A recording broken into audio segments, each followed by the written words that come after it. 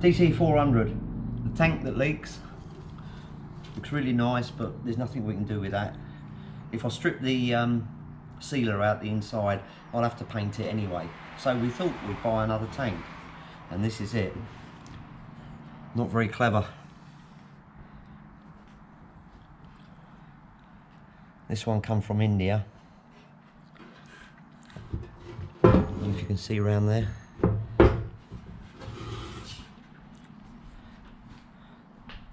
I've had petrol in it for 2 days.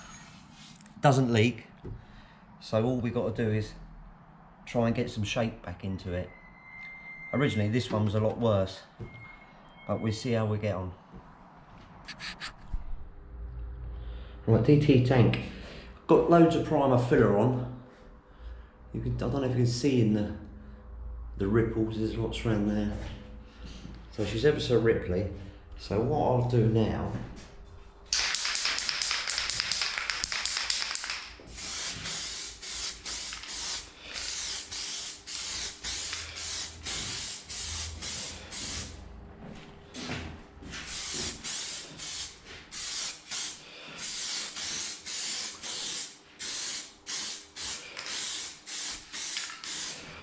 I'll just spray it like that. So when I block it down, I can find all the high and low spots. And I think there's going to be quite a few on this thing. So let that go off and I'll block it down. Right, I've got the black on, which normally shows a lot of imperfections. You can see a few, it's not too bad. So tomorrow I'll put the silver on. Well, got the silver on.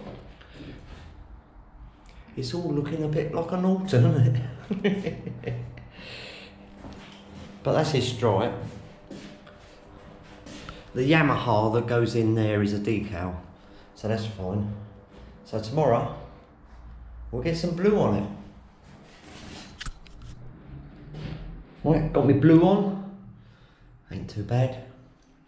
All I've got to do now, just got to get the decals on there, either side, and then a few coats of lacquer.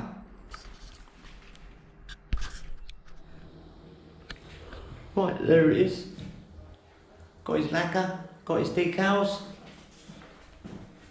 Not looking bad.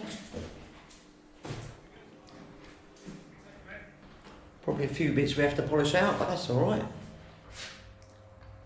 Quite happy with that. So, let it go off properly, polish it, and on the bike.